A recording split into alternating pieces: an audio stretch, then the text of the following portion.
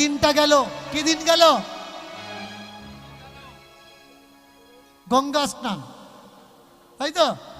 কার স্নান? গঙ্গা স্নান। তাহলে ওই দিনে গঙ্গা স্নান করবে, আমরা কেন লাইন দিয়ে ঝামাঝাপি করছি? প্রিয় দর্শক, আপনারা দেখতে পাচ্ছেন গঙ্গা স্নান।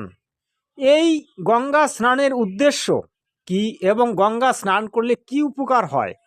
সত্যি কি গঙ্গা স্নানে পাপ মুক্ত হয় নাকি অন্য কিছু? আপনারা দেখতে পাচ্ছেন এই যে গঙ্গা নদীতে সকলেই স্নান করছে, অর্থাৎ বাড়ি থেকে গাড়ি ভাড়া করে তারা গিয়েছে। তারা গিয়ে গঙ্গায় স্নান করেছে, কিন্তু কি পেল? তারা কি কখনো এটা ভেবেছে? আজকে এই বিষয়টি নিয়ে আমার সঙ্গে আছেন দীনকৃষ্ণ ঠাকুর এবং অন্য আর একজন কথাবাচক। আমি আপনাদেরকে অনুরোধ রাখবো যে আপনারা ভিডিওটি শেষ পর্যন্ত দেখবেন, তাহলে পুরোটা জানতে পারবেন। গতকাল যে দিনটা গেল, কি দিন গেল? গঙ্গা স্নান, তাই তো? কার স্নান? গঙ্গা স্নান। তাহলে ওই দিনে গঙ্গা স্নান করবে, আমরা কেন লাইন দিয়ে ঝামাঝাপি করছি? এদিন তো লেখা নেই যে মানুষের স্নান। মানুষের স্নান বলে লেখা আছে? মানুষের স্নান বলে লেখা নেই, লেখা আছে কি? গঙ্গা স্নান। গঙ্গা সারা বছর যা পাপ করেছে, আপনি বলবেন গঙ্গা আবার পাপ করে? হ্যাঁ, যারা গঙ্গার জলে ডুব দিয়ে পাপ দূর করে, সেই পাপ মা গঙ্গা রাখবে কোথায়? এই পাপ থেকে মা মুক্তি পাওয়ার জন্যে গতকাল মকর সংক্রান্তি, গঙ্গা স্নান। গঙ্গা ওই দিনে স্নান করবে, সারা বছরের পাপ মা গঙ্গা ধুয়ে ফেলবে। আবার দেখুন গতকাল কি কি হয়েছে। কেউ কেউ আবার মেলায় গিয়ে নেড়া হয়ে এসছে। আপনাদের এদিকে হয় কিনা জানি না, আমাদের ও সাইডটা হয়।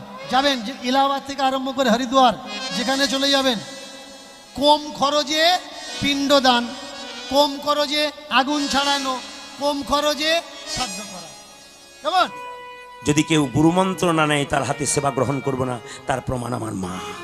অনেকে বলছে দীক্ষা নিলে তবে ঠাকুরকে ভজা যায়, না হলে ভজা যায় না। একজন ব্রাহ্মণ যতক্ষণ না পৈতে বা উপনয়ন হবে ততক্ষণ পুজো করবার কোনো অধিকার পাবে না। একজন মানুষ যতক্ষণ না গুরুমন্ত্র না নেবে ততক্ষণ গোবিন্দ ভজনার কোনো অধিকার পাবে না। আমি হাজারো ভক্তের প্রমাণ দিতে পারি যারা দীক্ষা নেয়নি অথচ ভগবানকে পেয়েছে। এই জন্য মায়েরা, আপনার যদি গুরুমন্ত্র না নেন, আপনার বাড়িতে সাধুগুরু বৈষ্ণব আসবে, জিজ্ঞাসা করবে মা তোমার বাড়িতে সেবা করব, আপনি বলবেন নিশ্চয় করাবো, নিরামিষ হারি করা আছে? বলে হ্যাঁ আছে। আচ্ছা সে হলো, তুমি দীক্ষা নিয়েছো? না, তবে তোমার হাতে জল খাবো। পালিয়ে যাবে, ওই জন্য দীক্ষা নেবেন। দীক্ষা না নিলে তার হাতের জল খাওয়া যাবে না। বেশিরভাগ মঠ মন্দিরে তো মিনারেল ওয়াটার ব্যবহার হয়, বোতলের জল হয় না। যারা বোতল ভর্তি করেছে ওরা দীক্ষা নিয়েছে? তো ওরা দীক্ষা নিয়েছে, যারা বোতল কোম্পানির লোকেরা বোতল ভর্তি করছে। তাহলে আমি জল দিচ্ছি, তুমি বল। পৌষ সংক্রান্তির দিনে আজকে দুইজন মহারথীর লড়াই আপনারা কম বেশি শুনলেন। এই লড়াইটি আজকে আমি কেন দেখালাম জানেন? এই যে দুই মহান কীর্তনিয়া, আপনারা বলতে পারেন একজনের সঙ্গে আর একজনের যুক্তি, একজনের সঙ্গে আর একজনের তর্ক এবং একজনের সঙ্গে আর একজনের শাস্ত্রগত দিক থেকে ডিবেট, কোনোটাই কিন্তু মিল হচ্ছে না।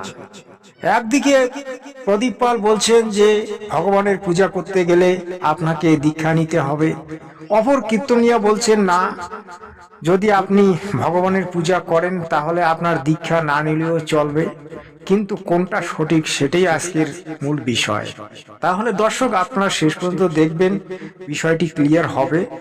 আমি আপনাকে এতটুকুই বলবো যে দেখুন, আমরা যখন জন্মে নিয়েছিলাম, অর্থাৎ আমরা যখন জন্ম নিয়েছিলাম তখন কিন্তু আমরা দীক্ষা নিয়ে আসিনি, পৈতা নিয়ে আসিনি, আমরা কোনো গোত্র নিয়ে আসিনি, আমরা কোনো জাত, কোনো পাত, কোনো ধর্ম, কোনো কিছুই নিয়ে আসিনি। আমরা মানুষ রূপে এসেছিলাম এবং একজন মায়ের সন্তান, একজন পিতার সন্তান হিসেবে এসেছি।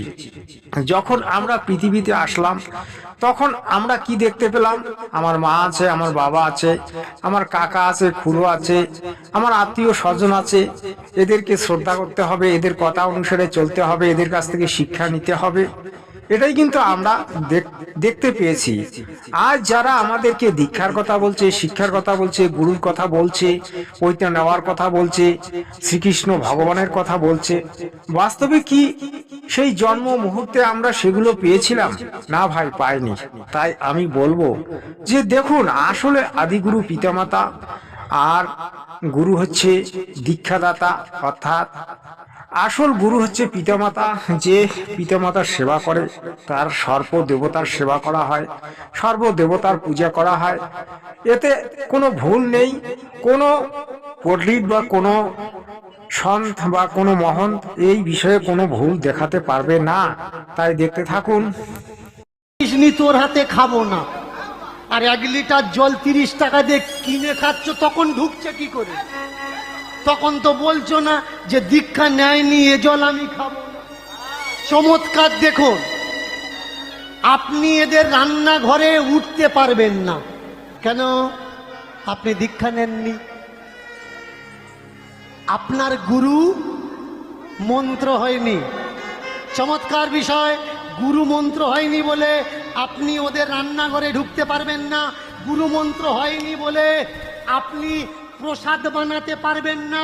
গুরু মন্ত্র হয়নি বলে আপনি ওদের ঠাকুরঘর ধোয়া মাজা ঘষা করতে পারবেন না। এই যে মায়েরা, বাবারা, গুরু মন্ত্র নেবেন, যাত্রার কাছে নেবেন না। জীবনে গুরু দুপকার। এক বাবাজিকে আমি বললাম, আচ্ছা বাবাজি, এখন তো কাঠ অত পাওয়া যায় না, এখন সব গ্যাসের ব্যাপার, তাই না? তা যে গ্যাস সিলিন্ডার দিয়ে আপনারা ঠাকুরজির ভোগ রান্না করছেন, ওই গ্যাস সিলিন্ডার গত মাসে অন্য কোনো জাতের বাড়ি ছিল কিনা কোনো সার্টিফিকেট আছে? অন্য কোনো হোটেলে ছিল কিনা কোনো সার্টিফিকেট, কোনো গ্যারান্টি আছে? যে হোটেলে ওই গ্যাস সিলিন্ডার দিয়ে ডিম তৈরি হয়নি, মাছ মাংস রান্না হওয়া সিলিন্ডার যদি গোপালের ভোগ তৈরি হতে পারে, যারা মাছ মাংস খায় এরা ঠাকুর ঘরে ঢুকবে, আপত্তি কোথায়? আমাকে বললে, জানিস গ্যাস সিলিন্ডার যখন আমরা রান্নাঘরে ঢোকাই, আমরা গঙ্গা জল ছড়া দিয়ে ঢোকাই। কি জল ছড়া দিই? গঙ্গা জল ছড়া দিয়ে আমরা ঠাকুর ঘরে ঢোকাই, রান্নাঘরে ঢোকাই। আমি বললাম, মাছ মাংস রান্না করা গ্যাস সিলিন্ডার যদি গঙ্গা জল দিয়ে ঠাকুর ঘরে ঢুকতে পারে, তাহলে মাছ মাংস খাওয়া মানুষগুলো গঙ্গা জল। কি বুঝলেন আপনারা এতক্ষণ ধরে? যেটা বুঝলেন সেই অনুসারে একটা সুন্দর কমেন্ট পাঠাবেন। দর্শক ঠাকুর আজকে হবে ধোলাইয়ের মশাই। কার হবে? দীনকৃষ্ণ ঠাকুর। কে করবেন? গোপাল, অর্থাৎ গোপাল কৃষ্ণ। তিনি তো ধোলাই মশাইয়ের কাজটা ভালো জানেন। তা আজকে কিন্তু ওনার দ্বারাই ধোলাই মশাইটা হবে। কারণ দীনকৃষ্ণ যে একটা ভুয়ো কীর্তনিয়া, সেটা তিনি আজকে প্রমাণ করবেন। আর আমি অপরদিকে একটু প্রমাণ করব যে কে ভালো আর কে মন্দ। তবে দেখতে থাকুন, শেষ পর্যন্ত থাকবেন এবং চ্যানেলটিকে অবশ্যই সাবস্ক্রাইব করে নেবেন। তোরের জন্ম হয়েছে, যার নাম হচ্ছে দীনকৃষ্ণ দাস ঠাকুর। আমরা চাইছি ধর্মকে এক করতে, আর ও চাইছে ধর্মকে নর্দমার মতো ভেঙে দিয়ে ওতে নোংরা জল ছিটিয়ে দিতে। এটা এমন অসভ্য। হ্যাঁ, ধর্মের সম্বন্ধে জানে না, বোধ নেই। বাজার থেকে কতগুলো চটি বই কিনে পড়ে নিয়েছে, ঠাকুরমার ঝুলির মতো বই পড়ে নিয়ে আসরে গিয়ে মানুষের কাছে ফাঁকা চ্যালেঞ্জ দিচ্ছে, আমার প্রশ্নের উত্তর দাও, আমার সঙ্গে। তোমার মতো মূর্খের সঙ্গে কে বসবে? তুমি ভণ্ড। যেটা হয়েছে সেটা ভালো হয়েছে, যেটা হবে সেটা যদি ভালো হয়, বলুন তো আপনারা বুকে হাত দিয়ে, আজকের যে বাংলাদেশে এতগুলো অত্যাচার হলো, যেটা হয়েছে সেটা ভালো হয়েছে? কেউ কেন প্রতিবাদ করছে না? বাংলার কোথায় গেল সেই সব কীর্তনিয়ারা, সেই সব ভাগবতীয়ারা, সেই সব বৃন্দাবন থেকে মহারাজরা যারা সেকেন্ডে সেকেন্ডে লাইভ ছাড়ছিল? তারা কেউ কেন একটা লাইভ দিয়ে বলতে পারছে না যা হয়েছে এটা নিন্দনীয়? আমি দীনকৃষ্ণ ঠাকুর আমি বলছি, এই মৌলবাদ আমরা ভারতে চলতে দেব না। ভারত কেন, গোটা ওয়ার্ল্ডে, বিশ্বে কোথাও এই হিংসা আমরা হতে দেব না। ধর্ম মানে কাটাকাটি মারামারি নয়। তোমরা বোঝার চেষ্টা করো ভাই, ধর্ম মানে একে অপরের কোল দেওয়া, একে অপরকে ভালোবাসা। সেই ভালোবাসা কোল দেওয়া ছেড়ে আমরা যে আজকের মারকাট করছি, এটা কি ধর্ম? এই মহতি হরিবাসরে তাহলে দর্শক শুনতে পাচ্ছেন, এবার কিন্তু একেবারে দীনকৃষ্ণ ঠাকুরকে একেবারে তিনি ঝেড়ে দিচ্ছেন। মানে এমন ঝেড়ে দিবেন যে দীনকৃষ্ণ ঠাকুর আর মুখ তুলে জবাব দিতে পারবে না। তো শুনতে থাকুন তিনি কিরকম ঝাড়নটা ঝাড়ে। আর আপনারা অবশ্যই সুন্দর করে একটা কমেন্ট পাঠাবেন যে এই গোপাল সঠিক বলছে নাকি ভুল বলছে। কার খেয়ে দিয়ে কাজ নেই? তুই প্রধানমন্ত্রী নাকি তোমার সঙ্গে বসবে? তোমার সঙ্গে বসলে মানুষের কি লাভ হবে? এ তো মুখস্থ মাল, মুখস্থ করে সাপ্লাই দিচ্ছে মানুষের কাছে। মনে রাখবেন, যারা সাধু সঙ্গ সর্বশাস্ত্রে কয়, লব মাত্র সাধু সঙ্গ কৃষ্ণ ভক্তি প্রেম হয়। সাধুর সঙ্গ করলে মনোভাব সাধুর মতো হয়, চোরের সঙ্গ করলে মন চোরের মতো হয়। তা দীনকৃষ্ণ ঠাকুরের কীর্তন যারা শুনবে, ওরা ওর মতো ছোট মনের লোক।